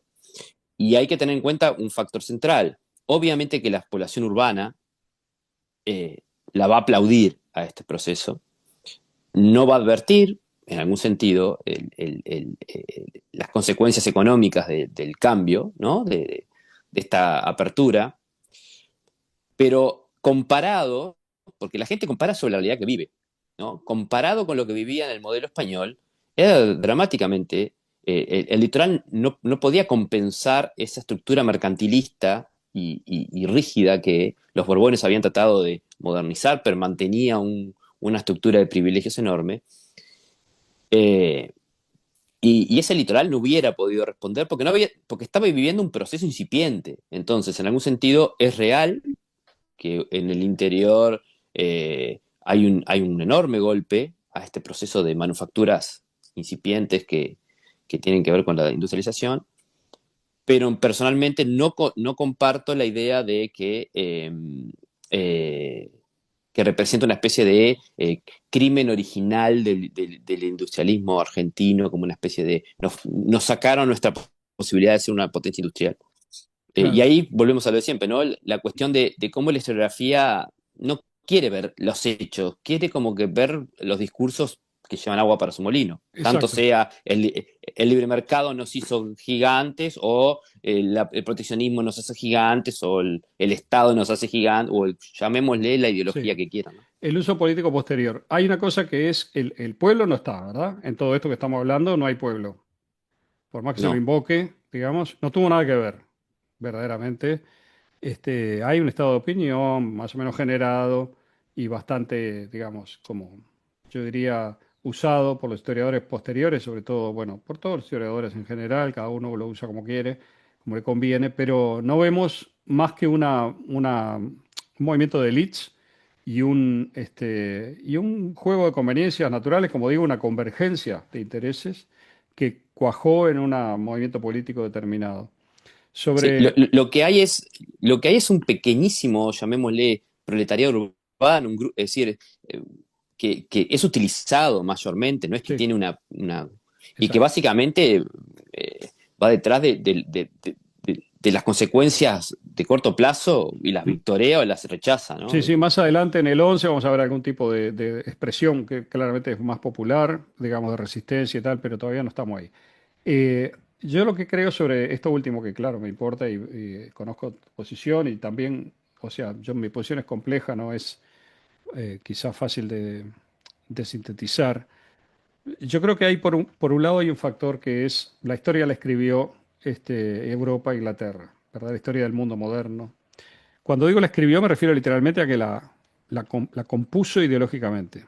¿Qué quiere decir esto? Que Inglaterra obtuvo por razones propias orgánicas, que tienen que ver también con su política de pillaje y de coloniaje, pero que tienen que ver con la revolución agraria que logró en 1726 en adelante, casi por azar, digamos, por un hallazgo, digamos, de que determinadas leguminosas, determinados tréboles y demás que se plantaban permitían eliminar el barbecho y utilizar y lograr una productividad mucho mayor por brazo, digamos, de trabajo, lo cual liberó un montón de la población del campo. Esa población del campo se echó a los caminos, por decir así, porque estaba ociosa. Con esa población se incrementó la minería, sobre todo el carbón, se crearon carreteras y se crearon las condiciones para que hacia fines del 19 empezase la revolución de las máquinas de vapor y demás, lo cual a su vez generó productos, digamos, con un costo humano mucho menor, es decir, con un costo de mano de obra mucho menor, lo cual le permitió competir de manera insuperable en cualquier mercado, porque los objetos eran los mismos y mejores y el precio era insuperable, incluso cubriendo los costes de flete, que eran enormes, lejísimos, digamos, y tal. Entonces, Argentina, digamos, el Río de la Plata tiene la culpa de esto, no tiene nada que ver, es simplemente un desarrollo que se dio. Ahora, también es verdad que los seres humanos toman decisiones y que las decisiones que toman están motivadas por una visión de mediano y largo plazo. En ese sentido, si no hubiera habido nadie, digamos, que hubiera discutido estas cosas en los años 10, 20, 30, cuando todavía se podían modificar, yo diría que este, el hecho meteorológico de hay que aceptar, digamos, la imposición de Inglaterra de sus productos del libre comercio, que en realidad yo creo que esto es importante, porque por eso empecé diciendo que la historia la escribía Europa. El libre comercio es, como vos mismo lo dijiste varias veces antes, es una expresión ideológica también. Es decir, yo puedo ser partidario del libre comercio cuando tenga la sartén por el mango y quiero el libre comercio de los demás, pero no, digamos, pero soy proteccionista para adentro. ¿Me explico? O sea, porque yo tengo, digamos, la capacidad de imponer eso, porque tengo esa ventaja que obtuve por métodos complejos. Esto es la situación de Inglaterra, yo creo. Inglaterra había obtenido esa ventaja por muchas razones y estaba en condiciones de imponérsela a los demás y lo hizo. Defendió sus intereses y estableció un tipo de asimetría económica que le venía bien a Inglaterra y que también le venía bien, como bien decís vos, a las poblaciones locales, digamos, y a la élite que intermediaba. Entonces, en ese sentido, se impuso porque tenía fuerza real. No es una conspiración, digamos, que impuso una cosa que la gente no quería, sino que está lleno de testimonios. Está Mariquita Sánchez, que es un testimonio interesante de una mujer, digamos, de la época virreinal, este, en donde ella misma dice, hay que agradecerle a los ingleses porque realmente vivíamos en la mugre y en la pobreza y a partir de que ellos llegaron cambió todo. Eso es básicamente de una manera ingenua lo que dice ella y creo que expresa algo de lo que sentía la gente y sintió como se ve también en Montevideo y en todos lados. Pero como la historia se escribió desde el lado, digamos, desde que se escribió, tenemos una historia de reflejo que adopta las estructuras de la historia uno y trata de aplicarlas a su país y ve que no puede, porque los países americanos no son soberanos, porque no son Inglaterra, básicamente, ni Alemania, Francia, pero sobre todo Inglaterra, ¿no? O sea, no obtuvieron soberanía, no obtuvieron autonomía industrial, no obtuvieron la posibilidad de negociar en el mercado grande en igualdad de condiciones, no tenían marina, no tenían ejércitos comparables, bueno, no tenían nada, ¿no? En comparación con lo que tenía, había logrado establecer Inglaterra. Por lo tanto, se representan a sí mismos como víctimas, ¿verdad? Entonces, Sí. sin embargo, durante los años que siguieron, hasta el año 50, 60, ese régimen que estaba organizado y establecido así, también, digamos, tiene dos cosas. Primero, el antecedente de lo español, cómo vivía la gente, digamos, en América antes de este periodo, qué tipo de nivel de conflicto había, qué tipo de bienestar había. No era comparable en materia material, digamos, ¿no? De bienes y demás, pero, y yo creo que la imposición de lo que pasó era inevitable, pero también la idea de poder, digamos, fortalecer la unidad y hacer crecer el modelo moderno de desarrollo en América hubiera sido posible, pero no se hizo. No se hizo porque ya estaba América dentro de un orden que es asimétrico y que le generó la situación que vemos hoy, en la cual el mundo está claramente, digamos, hay una división internacional del trabajo que está establecida hace mucho tiempo y de la cual no se puede salir, en cierto modo. Yo creo que hay una discrepancia entre los modelos ideológicos y las realidades y lo que la gente quiere. Siempre se atribuye a la gente que quería o no quería lo que uno trata de imponer ahora. Eso, digamos, no se puede demostrar, ¿verdad? La historia más bien demuestra lo contrario, en cierto modo, ¿no? Este, todo esto tenemos que hablarlo más porque no se puede discutir así en corto tiempo, pero entiendo bien lo que decís acerca de este, que estas regiones no podían competir con el modelo de desarrollo industrial inglés y comercial. Y en ese Eh, sentido eh, tuvieron que adaptarse a eso, ¿no? es que yo dividiría radicalmente lo que es un fenómeno descriptivo, ¿no? Ujú, Una técnica nueva, una revolución material sin precedentes, en su etapa incipiente, pero sin precedentes, ujú, con lo que es después la idea de que ese fenómeno supone una, un deber ser institucional de un gobierno, de un Estado, de una... Si los ingleses no tienen nada de eso en buena claro, parte de sus acciones políticas. claro. Y lo que hoy sirve para una cosa, mañana sirve exactamente para lo contrario. Y Ujú. si el viento corre para este lado, me sumo a este barco. Y si al otro día me toca decir de cada uno de los elementos Claro, bien que país de navegantes, ¿no? exacto, pero en última instancia, si cualquier esto es una eso es por eso yo en general trato de dividir lo descriptivo, es decir, este país tiene una apertura comercial por distintas características o tiene una política más proteccionista por distintas características, o los ciudadanos de esa sociedad se dedican a eso, a decir, este país es así o es así.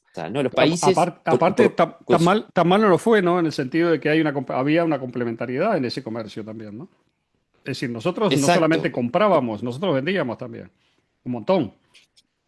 Este, Es más, es decir, y yo sumaría algo más, es decir, ni los ingleses sabían de lo que estaban manejando entre sus manos, porque subyace, no son los ingleses solamente, aparte, es decir, subyace a todo esto una revolución material que no está en la cabeza de la gente, en el sentido, en la cabeza de la gente que la va a utilizar políticamente. Es decir, evidentemente la revolución, el proceso industrial es una revolución material que después políticamente los países la usan o no, pero la revolución material sucede.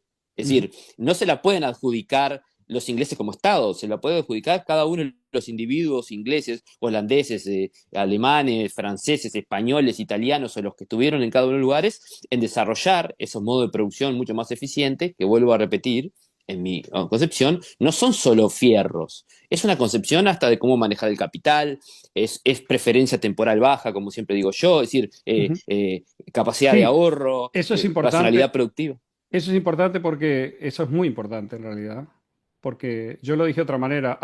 Yo dije que Inglaterra había obtenido una ventaja que la había obtenido orgánicamente. Es decir, no la había inventado artificialmente, ni se la había robado a nadie, sino que había surgido en Inglaterra por un conjunto de factores, no todos virtuosos ni santos, para nada, pero había surgido ahí. ¿Qué pasa? ¿Por qué es importante esto? Porque los fierros, como decís vos, sí se pueden exportar. Son cosas que viajan, digamos. Es decir, Inglaterra no tuvo ningún problema en exportar el ferrocarril y en dárselo a los demás, en la medida en que la estructura ferroviaria sirviese también a estos intereses comerciales, digamos, que estamos describiendo y económicos. Un ejemplo más dramático es lo que pasó en los países socialistas, entre comillas, en el siglo XX, en Rusia y en China sobre todo, en donde la industrialización se hizo exactamente según los modelos occidentales, a un costo humano descomunal, porque esos países se impusieron copiar el modelo industrial británico y norteamericano. Es decir, y lo hicieron a costa de hambrunas, digamos, de movimientos de personas masivos, de imposiciones económicas descomunales, centralizadas, o sea, de todo lo que ya sabemos, a un costo humano Se brutal. saltearon las etapas, Claro, y es ahora algo la así. pregunta es, ¿pero se industrializó la Unión Soviética, digamos, hasta... Sí, se industrializó. Y hoy es una potencia militar competitiva, digamos. Sí, sí, Entonces, China, China ni que hablar, bueno, es otro ejemplo, ¿no? Entonces, claro. eh, un poco lo que quiero decir es, hay cosas que viajan y cosas que no viajan. Es una idea que siempre me gusta repetir. Uno puede importar el ferrocarril, las máquinas a vapor, toda la tecnología industrial de Inglaterra, que de hecho nos la hubieran vendido probablemente. Al principio hubo cierto proteccionismo en eso, pero siempre había huecos y había forma de copiar y había forma de traer y tal.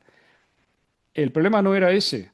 El problema es que vos puedes traer la máquina, pero no puedes traer la disciplina, digamos, de trabajo, ni podés importar toda la madera de la Cámara de los Comunes, pero no puedes importar la democracia británica, digamos, al Río de la Plata. O sea, Claro, puedes claro, repetir, puedes repetir todo el aparato, de las cosas que viajan, pero no puedes importar las cosas que no viajan. Hay cosas que no viajan directamente. claro. Están Y, arraigadas en una y, y, sociedad, en un sitio, en una época. y ese es el otro factor que me parece clave, es decir, hay una cultura detrás de todos estos procesos que después la política del momento, porque hay largas duraciones, pero también está qué nos sirve ahora para Ujú. mi etapa vital, ¿no?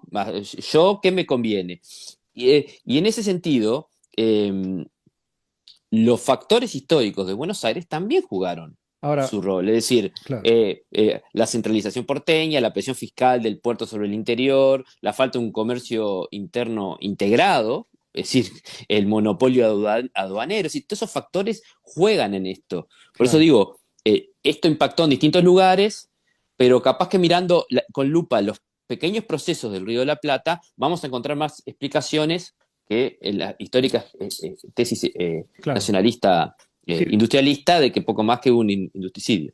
hay una cosa que yo quiero destacar, que eso sí, creo que es parte central de mi propia postura, que tiene que ver con la idea de tener una experiencia original o no. Es decir, los digamos, cuál es lo que yo sí veo como un cierto pecado original, es la imitación. Es decir, que era inevitable quizá también, porque tenía que ver con una eficacia que en el momento se imponía. Pero entonces, vos ves la representación del mundo que hace Buenos Aires, sobre todo Buenos Aires, ¿no? Que es muy fuerte en esto, es muy, digamos, los anglosajones tienen un término muy cruel para esto que es aping. Ape es mono, ¿no? O sea, imitar como un mono, digamos, ¿no? O sea, nos están imitando como monos. En realidad, en sus conversaciones privadas se golpearían los muslos, digamos, los ingleses y dirían, mira, estos quieren ser ingleses. Yo creo que ahí hay un pecado fundamental, que es irredimible, en cierto modo. Vos no podés ser inglés y no podés querer ser inglés. Podés querer comerciar con los ingleses, pero hay una delgada línea, digamos, que Buenos Aires la cruzó todo el tiempo y Montevideo también, de quererse franceses, de creerse ingleses, de creerse lo que no son. Entonces, en la medida que vos te crees lo que no sos, hipotecás tus posibilidades de experiencia original, como le llamo yo, Lo que que, sos.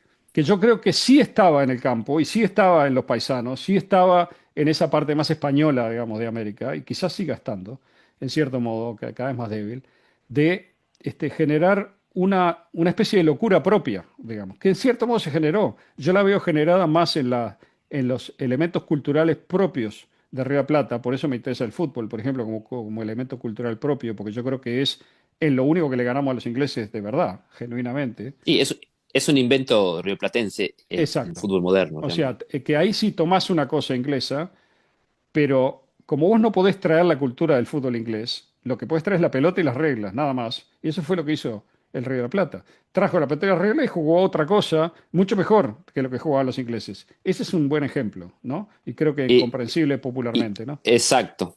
Y hay un segundo pecado, por llamarlo de alguna forma, que yo sumaría, que es una obsesión del siglo XIX, que es proyectar las cuestiones del mundo material económico al mundo político simbólico, Exacto. automático. Y las élites de acá fueron expertas.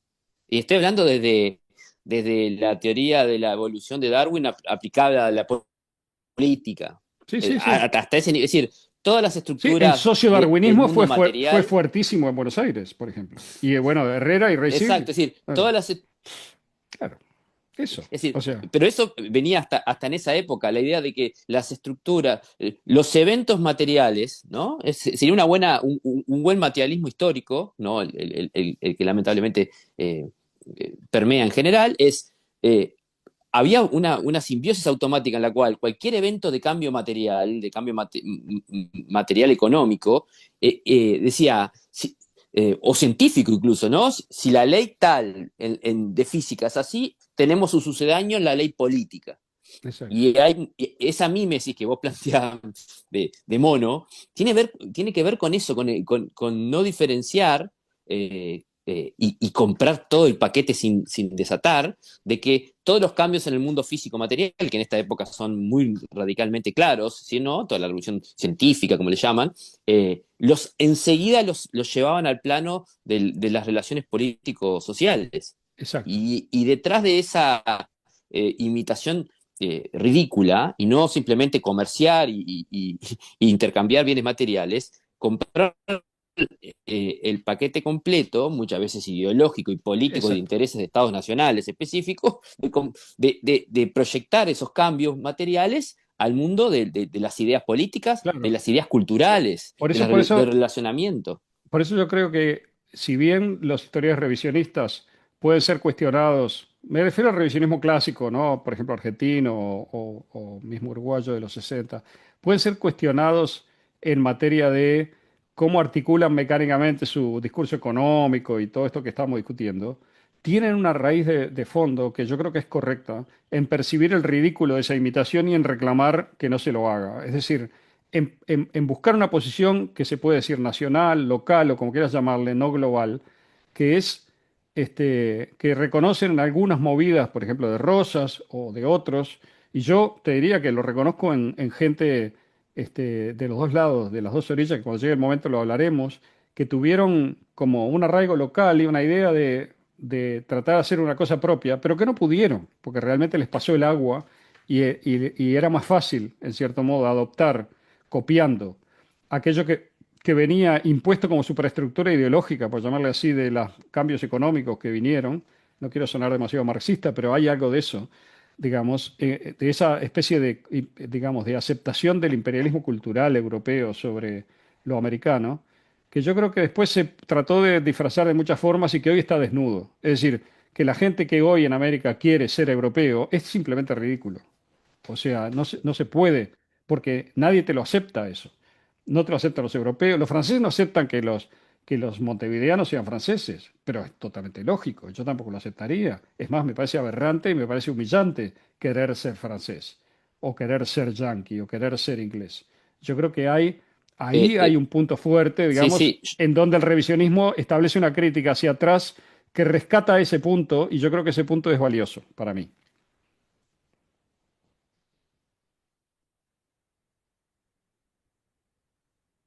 es que el plano que planteás me parece clave, no sé si me escuchás ahí, porque un Sí, poco se me fue ahí, se cortó un segundo, que es pero lo siguiente, yo siempre pongo este ejemplo capaz que es un poco, ta, que es el siguiente, si apareciera una nave espacial, va a sonar raro al principio, por ejemplo, pero un poco para ilustrarlo, y bajara en el centro de algún país poderoso y viniera una civilización de vida que está 1000 años tecnológicamente por encima nuestro, la vamos a pasar mal, en cualquier escenario. Porque en general también otra característica del mundo moderno es que la victoria técnica supone una victoria cultural. Es decir, si yo tengo una técnica superior en esto, inevitablemente todo lo relacionado conmigo es mejor. Desde cómo me visto hasta cómo pongo el sombrero, mi lengua es mejor, y hasta cómo amo y hasta cómo me claro, relaciono con los demás. genera el aping. Que un poco es un poco lo anterior, es decir, exacto, es decir, el proceso material supone, no como una superestructura ideológica, a mi opinión, está bien utilizado de tu parte, es decir, no como una superestructura ideológica intencional, sino como un mero hecho del proceso histórico de la sociedad, de cómo tomamos estos nuevos cambios, una especie de paquete completo, sin tener en cuenta que la técnica se aprende. Ujú. Es decir, lo que vos decías, los ferrocarriles te llegan. La técnica se aprende. Y por eso cuando alguien se despega, una civilización técnicamente se despega, y va a estar un tiempo, pero se te va a acabar porque la van a aprender a la técnica. Y después, y después los mismos que te imitaban te van a bastardear y te van a escupir, te van a decir, es decir, te, te van a poner en el otro lugar. Son Ujú. largas duraciones, capaz que no las vemos, ¿no? Pero le pasó hasta a los romanos. Es decir, Exacto, claro, los bárbaros querían ser romanos hasta que exactamente. los romanos querían ser bárbaros. Es decir, y Tal creo cual. que ese proceso que vivió América tiene que ver con eso, Ujú. en algún plano. Es decir, Y sí, eh, sí, sí, con los ferrocarriles puede ser que fuera inevitable, pero también siempre hay tiempo de editarlo y de volver sobre los pasos en algunas cosas y de seguir construyendo, digamos, la experiencia original desde el lugar donde estás, ¿no? Este, claro. es eso. No, es que incluso Por cuando eso tienen empieza, sentido estas conversaciones también un poco, ¿no? Como parte minúscula de ese proceso. Muchas gracias perfecto. y nos vemos en la próxima conversación de la historia desde Extramuros.